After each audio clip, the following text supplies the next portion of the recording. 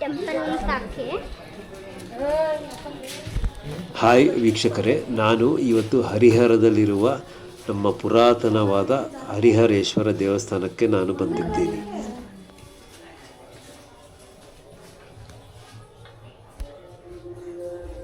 ಆಂಜನೇಯ ಸ್ವಾಮಿ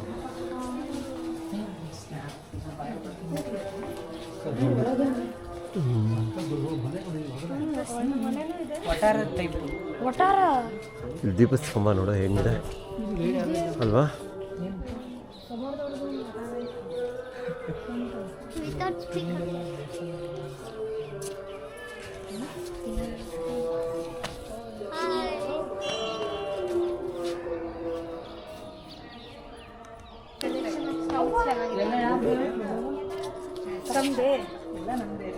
ಈ ದೇವಸ್ಥಾನದಲ್ಲಿ ನಾವು ಹೊಯ್ಸಳ ಶೈಲಿಯ ಶಿಲ್ಪಕಲೆಯನ್ನು ನೋಡಬಹುದು.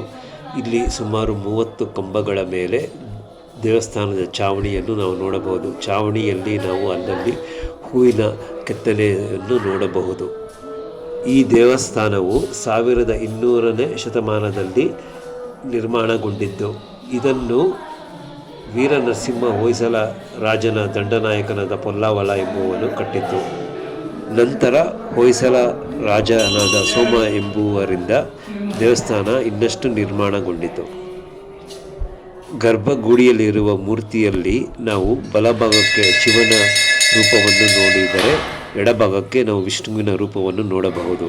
ದಂತಕಥೆಯ ಪ್ರಕಾರ ಗುಹಾಸುರ ಎಂಬುವ ರಾಕ್ಷಸನನ್ನು ಸಂಹರಿಸಲು ಹರಿಹರರು ಸೇರಿ ಈ ರೂಪವನ್ನು ತಾಳಿದ್ದು, ಅವನನ್ನು ಇದೇ ಜಾಗದಲ್ಲೇ ನೆಲದಲ್ಲಿ ಹೂತಿರುವರು.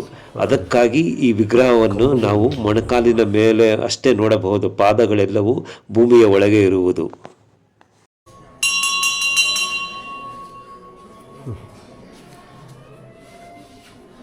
ಸೂಪರ್ ಆಗಿದೆ.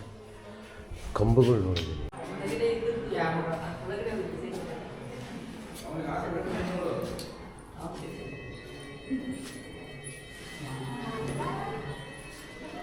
ಎಲ್ಲರೂ ಭೂಮಿ ಮಧ್ಯಕ್ಕೆ ಬಂದ್ಬಿಡಿ. ಇಲ್ಲೇ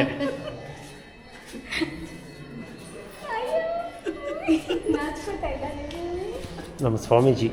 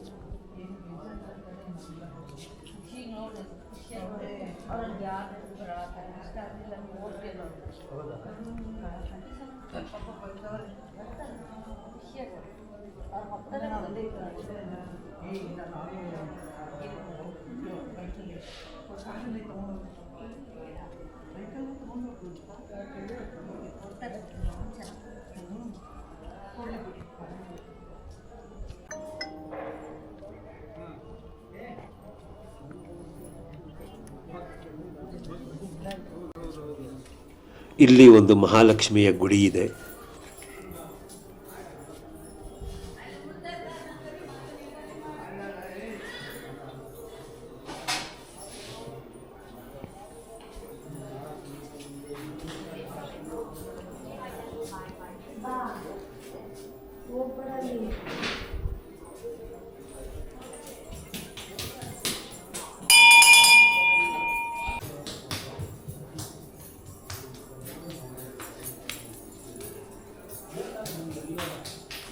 ನಿಮಗೆ ಈ ವಿಡಿಯೋ ಇಷ್ಟ ಆಗಿದ್ದಲ್ಲಿ ಲೈಕ್ ಮಾಡಿ, ಶೇರ್ ಮಾಡಿ, ಸಬ್ಸ್ಕ್ರೈಬ್ ಮಾಡಿ. Thank you.